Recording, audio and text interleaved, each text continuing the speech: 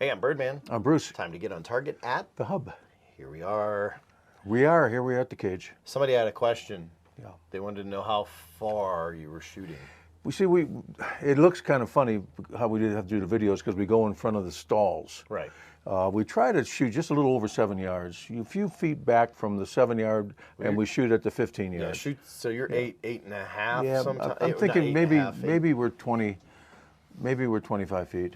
So, but basically we try to keep it the same all the time. Now a few times with some carbines or some rifle things, we shot I think around 20 and some yards. people are like, well, you should be closer for self-defense, and that's not the whole point of this. The point of this is just to show you the accuracy at what it is, and obviously closer range, you're going to have better accuracy. Yeah, normally in the classes I try to use around 7, only because it magnifies what you're doing wrong when you're holding a gun. Yeah. So, but you're correct. For training purposes, especially when you're brand new, you don't want to miss the target. We usually like to shoot around 9 or 10 feet. That way you're closer. But you can't pick out all the things that's going on with your hand as much as you can if you're a little bit further. And the other thing is, since we haven't shot these before, it's the feel you get. Yeah. How's it going to feel? Well, if you can hit the paper and get anywhere near the middle, then you know what? This has got a good chance of being a good gun. So that's how we kind of started this, and well, I still do it, I guess. But since you brought up a question, I'm bringing up an answer to a question we haven't got yet. Okay. It's like, He's what was that? questions that haven't been asked. What was that guy with the, that was Johnny Carson? He had the card, remember, put it up, there was... Yeah. Something yak. Anyway. Karnak. Karnak says... It had the answers we had a little problem. Mayonnaise jars. Yes. Underneath Funkin' Wagnall's porch. Yeah. That's okay. Well, the problem last week we were shooting an FNX, but we got confused with the names back and forth. I said it wrong once. I think I put it originally wrong on the paper. Oh. So we do know that somebody did say that's an FNS. It's an FNX. X. Okay. So the difference is FN, of course, that's the first couple letters. Right. It's actually FNH, but FN. And then the other one is XS or X or S. So it's FNS, which is a striker gun. FNX is their hammer double single gun. There you go. So we were showing an FNX, and we put on the paper an FNS. Okay. Now, we haven't got that complaint yet, but we've made a couple mistakes. We did. Somebody did make that complaint. Oh, they didn't even tell me about it. So I mentioned before we even did it. I like to shield you from that, you know. Okay, so yes, our mistake. Actually, it wasn't your mistake. It was absolutely mine because I filled the paperwork out. My mistake. I'll go fix it. I'm bad. Then. Sorry. So today we got more confusing. It depends on how the letters are in the name of the gun. There we go. Some of these things are a little bit different, right? Yep. Like there's some of the Springfields, you know, all those different letters. So what do we have here? Today we got a point of the use gun. Yes. Okay, and this is an HK, which I really like. This is a different version of the HK, and you might not know about this version. If we close it up, we've already cleared it a couple times. Take the mag out of it, if you would. Okay. Now, I love the way the mag releases. Yeah. We're gonna Now, get 'em on both sides too. once it's cocked, I want you to cock it first. No, not with that. With just to cock it, release it. Now it has. This is called the. It's got the LE. I'm going to pronounce this. I don't want to make a mistake again. LEM trigger. LEM. So once it's cocked, every time it's cocked, it's got that. Oh, then it's the. And then if you hold it back all the way when you pull it, no, just go ahead and pull. No, just the hammer. Okay, just pull it back. Okay. Now leave your hammer. No, you know, shoot it all the way. Okay. Now hold it down. Now recock it and watch how quick it resets. Oh, I see what you're saying. Okay. Wow. So yeah. So what is LE? Now we're going to make sure we get these letters right. So I'm going to read it. Lately, I've had a thing with the letters. Get me in trouble. HK P-30, which is their hammered gun, but this one's got a bobbed hammer. Now I like the P-30 because I have that one, and this one's got a little different size grip on the side. So it's called an LEM trigger, and I guess they'll put this on all their different guns. It stands for Law Enforcement Movement. Oh, okay. And there the we call go. Of the week. Thanks, Steve. Let me just get off this phone real quick. Sorry about that. And especially when it's got no caller ID. Isn't that awful? It's about that villa. Thanks for calling in, folks. It's that villa we're trying to buy in. Long-time viewer, first-time caller. Yeah. It's that villa we're trying now to buy buzzing. in. You didn't even stop. Hit Hit buzz. your black button twice, or your side button.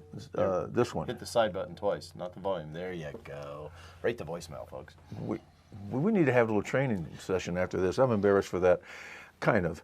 Okay, so getting back to this, the LEM trigger. So basically what it is a double action all the time. Okay. Okay, but it doesn't give you the advantage. Like, see, when we actually pull it back the first time, okay, it's real hard. But you can't have it like that because you have to put one in the chamber. Okay. And once you put one in the chamber, it's a light trigger. It's a light trigger.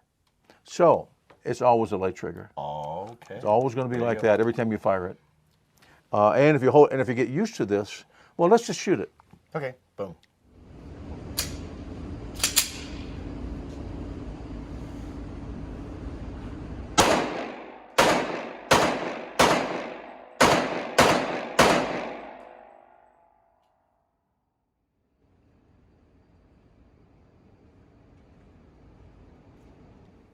Okay, now if we compare this to some of the other 40s we've shot, it's a little bit more accurate.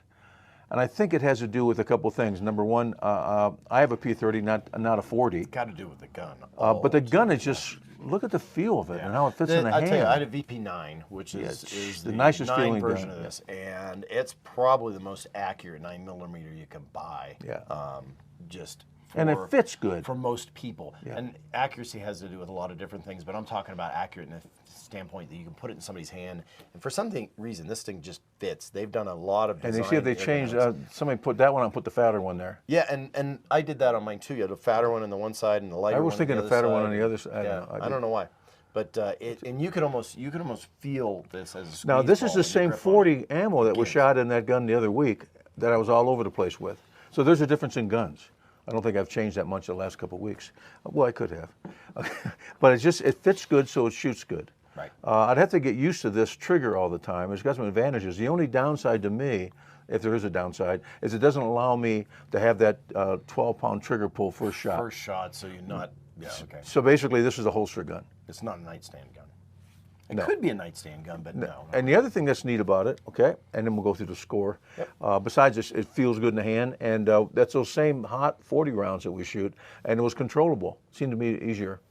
That's the sights. So let's just talk about these for a second. I have a flashlight because I have a problem as being an adult with night sights during the day. They seem a little dull to me, unless you get the new ones that have the fiber with the trillium. Right. These are, I call them iridescent. There's 2 or 3 different names for them. But if we have them outside, let me just put a little light on the subject. Now look at them from the front. Take a look. I don't know if you can actually see that they I'll actually put a light little more up light on. It just takes a second to get some light, and then they glow. Turn around and look at that side. Love that. That's on my P-30. Yep. I mean, and they'll actually stay like that most of the night if it's on a dresser or something like that. So the advantage of these to me as an adult, I keep pushing that term. How about this, just an older adult? There we go. I have a problem with the night sights. This takes care of that problem. Very cool. You can tell that I'm getting old because I like Glocks with the standard white sights. I never used to when I was younger. So anyway, great gun. How are we going to score it? It's a 40. Experience level. First off, we consider it a CCW or a home gun. Right. Model P-30, LEM trigger. Met the standard, 10. Shootability, of course, we love the shootability. That gets a 10. Power factor, we give 40s a 9. We still do the 9s an 8. We haven't got over that yet. Ammo cost, we go drop it down to an 8 because this is the same price as 45 ammo. Right. Roughly $14.95 a box of 50. This one's selling for $500. It's sold new for $800. So this is a really good deal on a used gun. So it's got a really good value on used gun value. Function reliability, of course, I think we only shot it 7 times, but normally they work pretty well. It's like a Glock. If they shoot, they usually shoot for a long time. Intuitive, safe handling, I'm going to give it a 9. I won't give it a 10 per se, only because I still don't have that heavy first trigger. Right. And so it still has a holster gun to me. And guns should be carried in a holster. Sometimes people take it wrong. But some guns, defensive guns in your close range, you want a gun that's capable of carrying a number of different ways. Right. Purses, and then once in a while possibly an overcoat or something if you had to for a short period of time. But this wouldn't be that gun. Even though it's a long trigger, it's still a light trigger. Right. So we give a safe handling a 9. Carry options are going to give it an 8 because again it's a holster gun.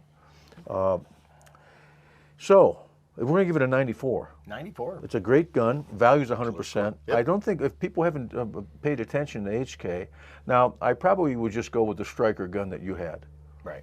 because I think that's probably one of the finest striker guns.